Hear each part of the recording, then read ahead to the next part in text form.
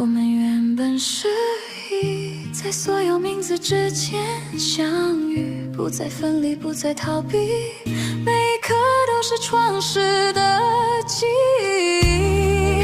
我们原本是一，当我说出我爱你，那不是对你，而是对整个存在的回忆。大家好，这里是琥珀神秘学院，我是阿吴。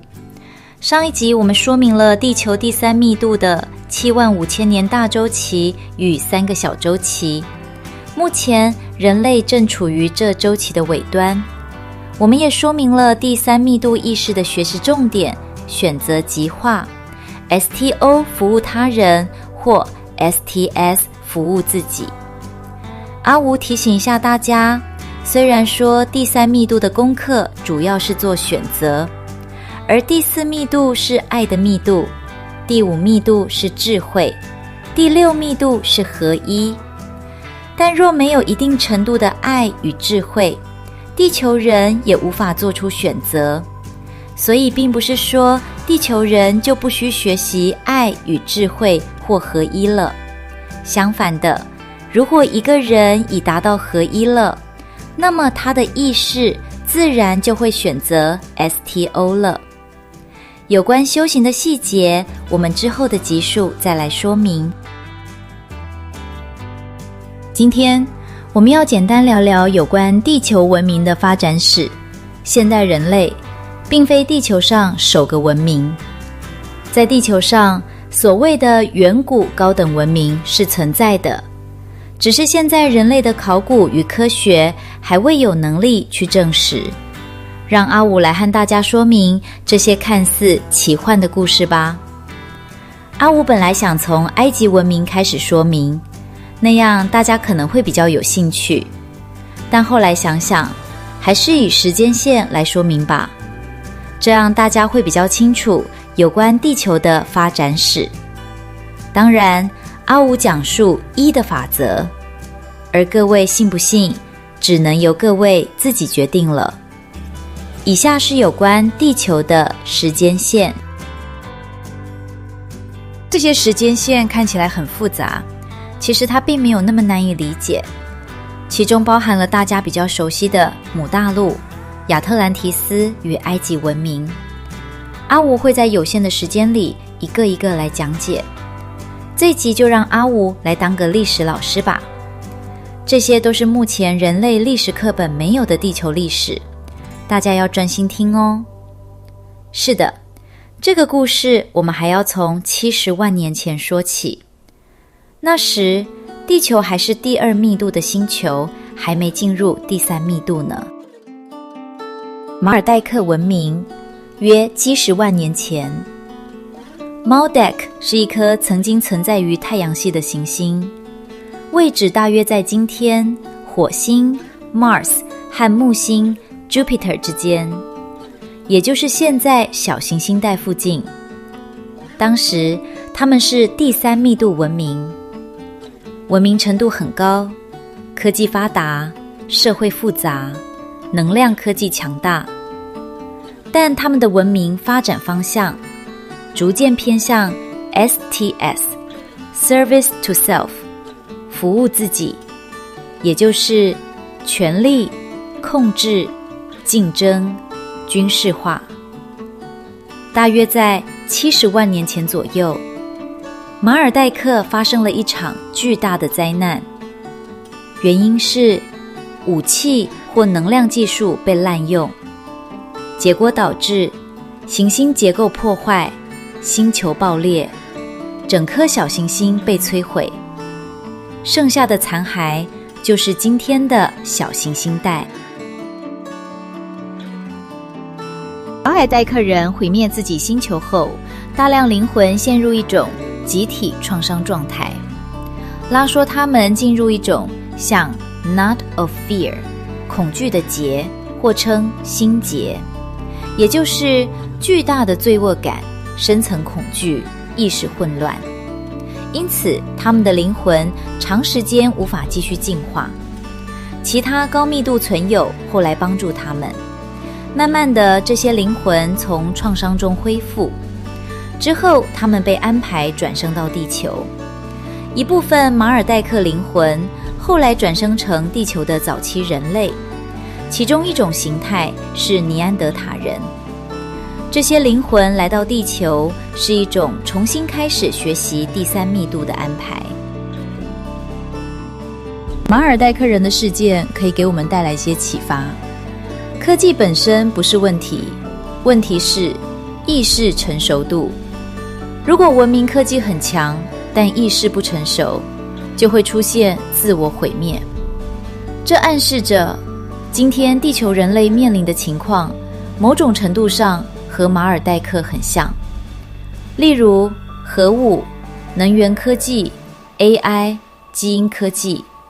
如果没有意识进化，科技就可能变成危险工具。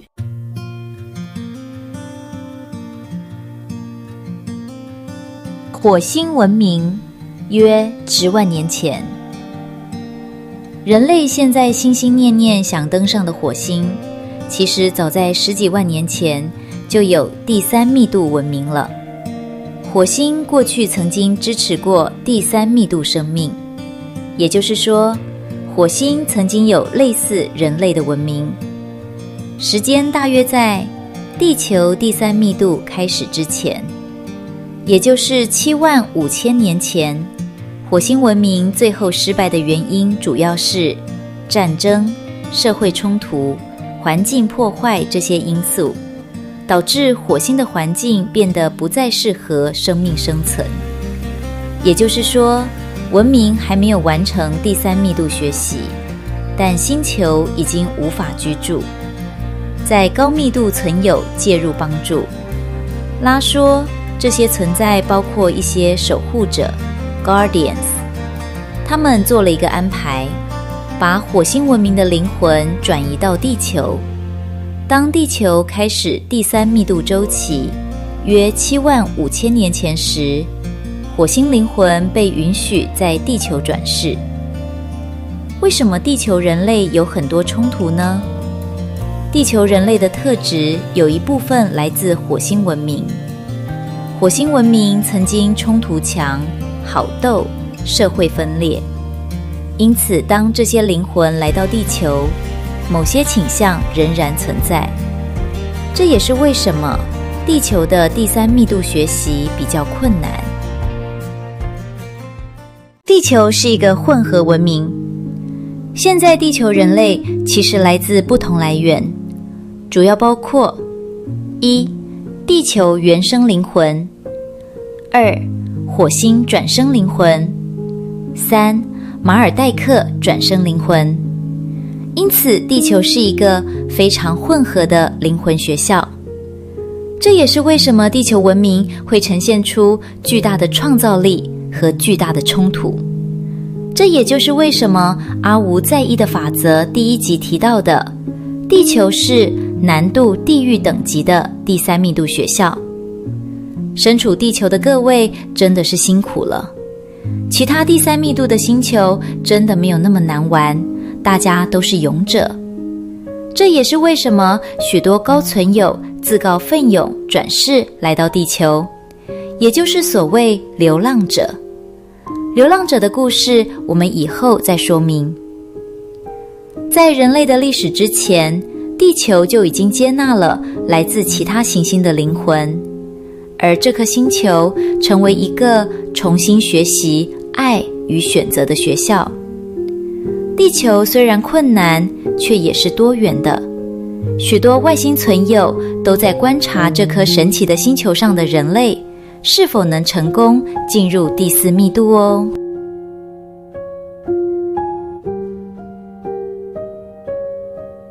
Lemuria 母大陆约5万年前。Lemuria 这个文明的出现时间非常早，大约5万多年前。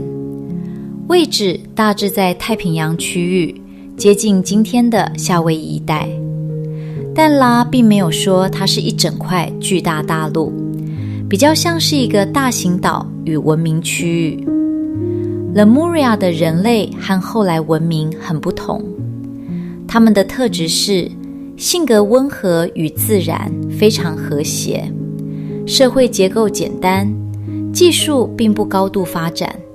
简单说，他们比较像自然文明，而不是科技文明，和后来的亚特兰提斯完全不同。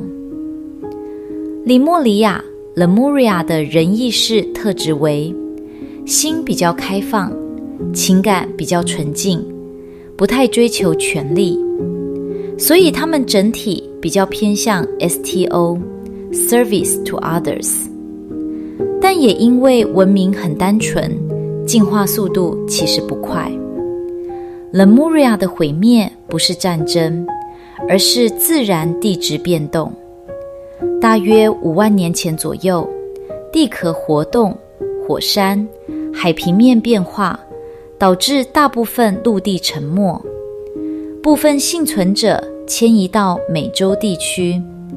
这些人后来成为一些原住民文化的祖先之一。为什么 Lemuria 很少被人类提到？原因很简单， Lemuria 的文明没有留下太多人工结构，因为他们没有大型城市，没有巨型建筑，所以今天几乎没有考古证据。拉对 Lemuria 的评价是温和但缺乏力量，也就是心很好但缺乏文明推动力。这在第三密度其实很常见。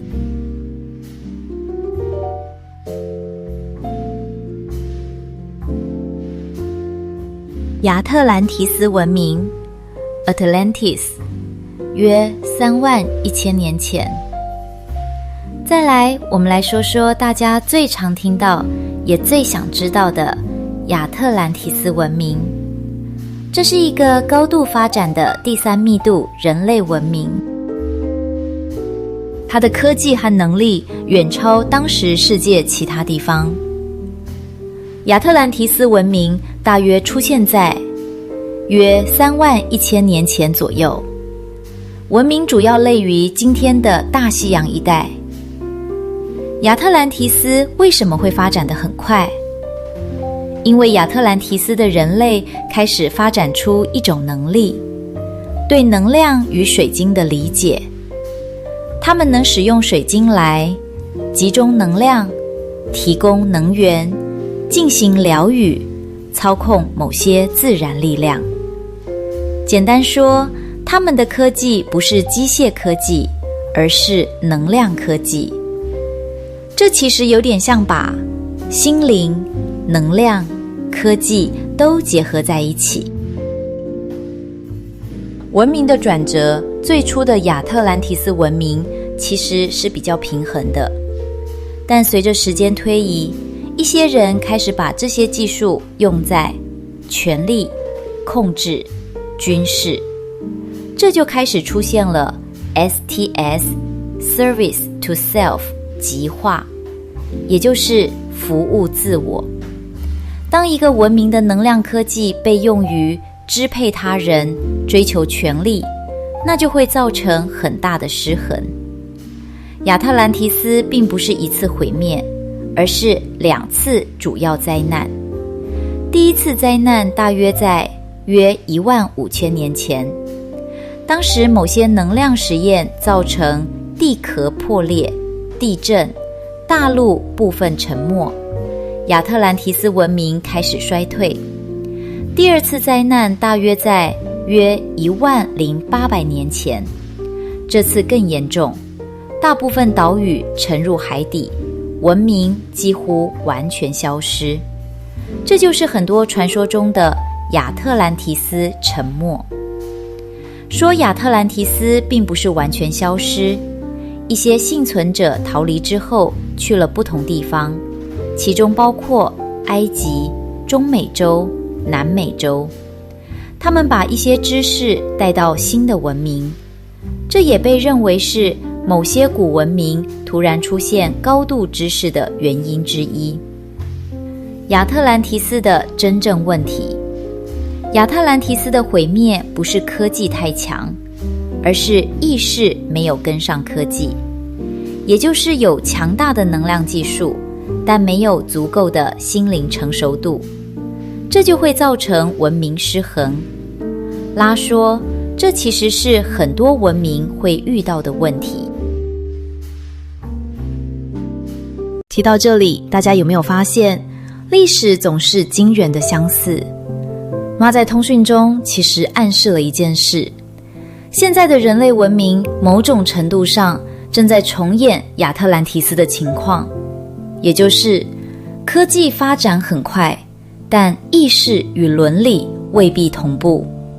因此，第三密度的核心学习仍然是极化与选择。亚特兰提斯不是因为科技而毁灭，而是因为文明的心灵还没有准备好拥有那样的力量。而利莫里亚 Lemuria 代表人类的纯真，亚特兰提斯代表人类的力量，一个太柔，一个太强。而第三密度的学习其实就是在这两者之间找到平衡。时间来到11000年前的埃及文明，拉这个存有来到地球的埃及文明，拉是来自第6密度的社会记忆复合体，一个高度整合的集体意识，其核心哲学是 Law of One 一的法则。他们的目标不是统治或干预，而是协助正在学习的文明理解合一与自由意志。拉为什么来到地球呢？拉说，他们注意到地球当时的一个情况，人类正在第三密度学习，但极化非常缓慢，人们对宇宙结构理解很少，因此拉认为，如果能提供一些象征与教导，也许能帮助人类更快理解万物一体。所以他们尝试提供帮助，但要注意一点，拉并不是第一个来地球的高密度群体。在一的法则中提到，很多文明都曾尝试协助地球，他们选择的地点是古埃及文明，因为当时埃及社会宗教观念强烈，对宇宙与来世有兴趣，有佐治，能力建造大型结构。拉认为这里可能比较容易接受他们的理念。金字塔的出现，拉说他们提供了一种技术设计，协助建造金字塔。其中最著名的是 Great Pyramid of Giza 吉萨大金字塔或胡夫金字塔。在拉的描述中，金字塔最初用途并不是墓葬，而是一、疗愈与能量平衡，原理是利用几何结构集中能量；二、启发意识，帮助人理解宇宙与自身的关系。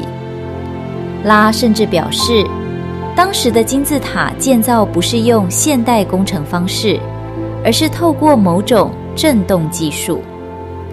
关于金字塔的相关话题，我们留在之后的集数再来说明。拉的教导是什么呢？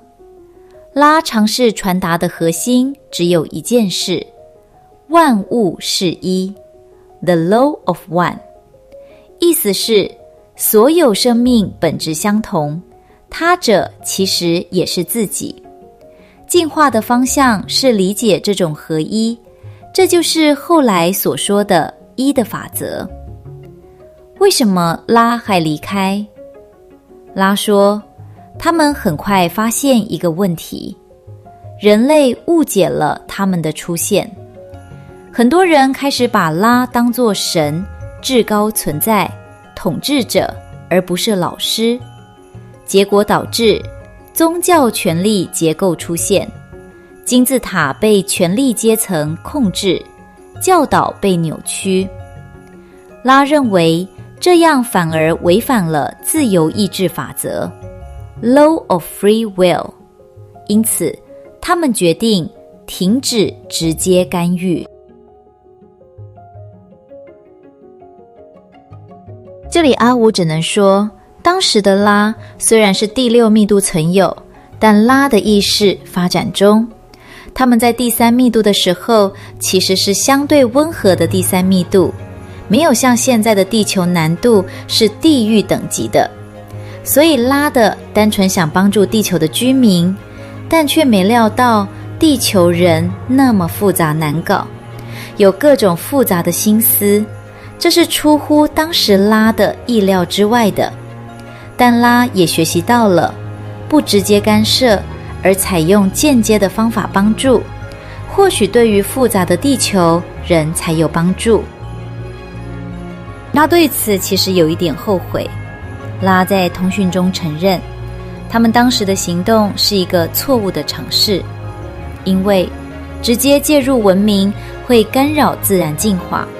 之后，他们改用更间接的方式协助。拉对人类的态度其实非常简单，我们不是来拯救你们的，我们只是提醒你们，你们本来就是宇宙的一部分。我想拉后来发现，人类最大的问题不是不知道宇宙的秘密，而是太容易把老师变成神。人类的宗教组织系统最后都倾向权力的统治，尤其是精神与心灵的控制，这值得大家深思。阿吴从小就能感受到许多宗教组织的心理控制，要挣脱这些并不容易，因为他们甚至可以操控你的恐惧，这是典型的 STS 风格。而阿吴当然是 STO 啦。STO 虽然在地球看起来容易受伤，看起来总是吃亏，但在合一的意识下，可是会发挥强大的心灵能量哦。这些以后有机会再来聊吧。这集历史老师阿吴介绍了许多现代人还未证实的地球文明历史，相信大家对那些故事还是半信半疑。这些都只是介绍背景给你知道而已，你不知道也没关系，重点还是当下每一刻新的倾向与念头哦。下集见，拜拜。